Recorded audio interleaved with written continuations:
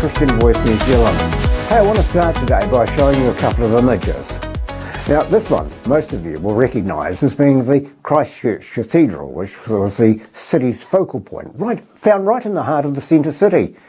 Now, every day the people of Christchurch, they revolved in some shape or form around that cathedral, whether it was driving around the cathedral square or alternatively going from point A to point B, as the town planners in Christchurch started from the square and they worked outwards.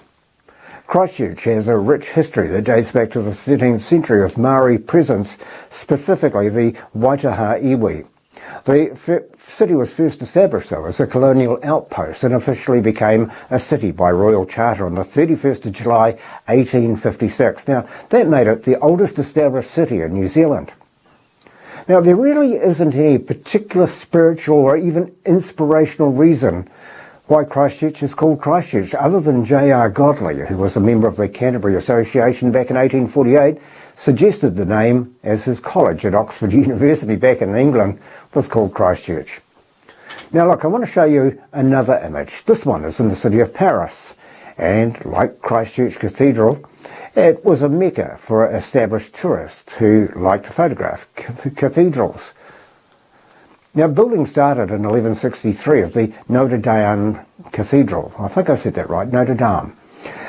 It was dedicated in honour of the Virgin Mary. It was, and still is today, considered to be one of the finest examples of French Gothic architecture. Now, while the building is important to Christianity, Hollywood producers, they made the cathedral's notoriety even more famous and dark with the 1937 movie adaptation of the story of Quasimodo, the Hunchback of Notre Dame. But both cathedrals were steeped in significance as architecture to honour the god that they worshipped. But the fate of both cathedrals would see them headlining news stories worldwide in the 21st century.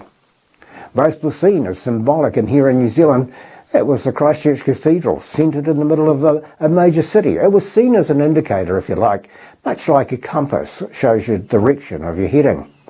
Christchurch Cathedral was an indicator of the rich Christian heritage New Zealand as a nation was built upon.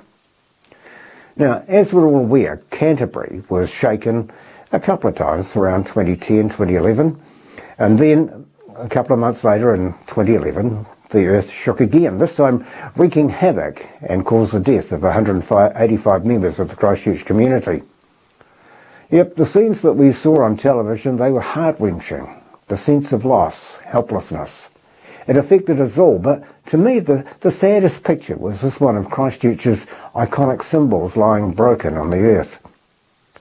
Now, I know to many it's just a building, but many iconic buildings were destroyed that day, but the cathedral was the cathedral, and the cathedral was Christchurch, wasn't it?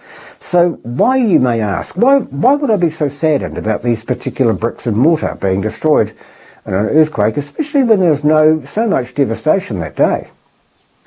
I mentioned earlier the cathedral was seen as a pointer, and if you think back to 2011, those old stones, if they could talk, they'd tell you how much the city had changed. Not just the city, but the country. For years, though, the agent of Satan, the Wizard of Christchurch, colourfully regaled against decency and Christian ideals outside the doors of the cathedral. A man possessed by his own ego, enjoying the notoriety he gained all the time, though, casting a spell across the city and across the country. One man, whose god was Satan the devil, used his witchcraft in defiance outside the doors of what was a place of worship, a holy place, a sanctuary for people seeking to find God. I'm not one for a minute even suggesting the earthquakes were judgment on the wizard. I never pander to his overinflated ego or that of his master. But it was only a few years later that my wife and Mandy and I hit the road in 2013 with our ministry, Christian Voice New Zealand.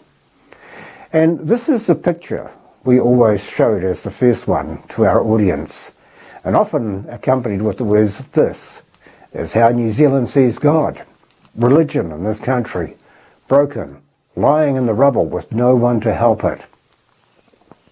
Now, I said the cathedral was a pointer, and sure enough, out came the census figures confirming the number of people who believed in God had dropped, and it was a significant drop. So yes, this devastated building with no future lay in pieces like a stinking carcass left to rot, and then they put a fence around it to keep the people of Christchurch from harm. And this is exactly what the people of New Zealand were doing. They were putting up a barrier to God. Why? It wasn't to save any of them from danger from the church, but then maybe it was, but it was because the world was basically changing, and so was the belief in the church, as the establishment started to crumble, as allegations of sexual misconduct, hypocrisy and greed started to tear down the walls of the sanctity of church. No one, and I mean no one, wanted to come to the aid of the church. The cathedral today, well, it remains in a state of disrepair, despite some work being carried out. The question is still being asked about the cost. Is it worth it? What do you think? Well, we admit, we live in a secular country now. Christianity, they tell us, is on its way out. They got that wrong. But let's put the money towards something which will benefit more people, they say. So be it. The church is not buildings, but it's really people. But as a symbol, the devastation of the Christchurch Cathedral, and even today in its current state, is a strong indication of where New Zealand is sitting in its reverence to God. Now, I want you to compare its fate with Notre Dame. The cathedral itself, it's a huge symbol of Christian faith and reverence as it hit the headlines as fire swept through the building in 2019. Now, despite the damage, despite the cost, despite the politics of the day, like Christchurch, there was a resolve from Europe. Notre Dame Cathedral would be restored. The work would be ongoing, they thought, for decades. But here we are in November of this year. President Macron of France welcomed a huge delegation of world dignitaries to view the restored cathedral just some 5 years later. The cost was enormous, £700 million, but it didn't matter because the French knew the importance the cathedral held in its history. As President Macron noted, the bells of Notre Dame had accompanied our history. Macron added these words. He said, "We must treasure this lesson of fragility, humility and will, and never forget how much each person counts." Now, compare that to the bickering back here in New Zealand. Even the early questioning of the Anglican Church as to the value it's spending the money to have the Christchurch Cathedral rebuilt, and eventually there was a nudge of persuasion from New Zealand's Prime Minister Bill English to the Synod, and they decided to restore the cathedral. Now, for those of you I know who like facts and figures, the initial costs were put at $104 million, but since then they've ballooned out to $219 million. Now, facing a bit of a shortfall of $85 million, work on the cathedral has now stopped. It's indefinitely on pause.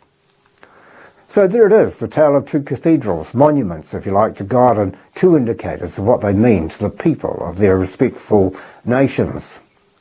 Yes, they're just bricks and mortar, I know, but they serve as both as a symbol of hope and faith, and unfortunately pointers of a belief of the population of each country. As the day of the return of Jesus Christ draws near, there's still hope for those who want to either return or experience the love of Jesus Christ. And while we as Christian followers of God, we're working hard to bring in the harvest, we should also be heeding the words Jesus gave to the ailing church in Sardis in Revelation chapter 3. He told them, first of all, wake up and strengthen what remains. Now, isn't that a good advice for us today? Almost half a world away, we can and we should take on board the words of President Macron when speaking about Notre Dame and understand why we as a nation should restore the cathedral in Christchurch. He said, and I quote, "The greatness of this cathedral is inseparable from the work of all." Now, what about you? Do you think the cathedral should be restored, or would you prefer to see the funds allocated elsewhere? Leave your thoughts in the comments section, and thanks for watching.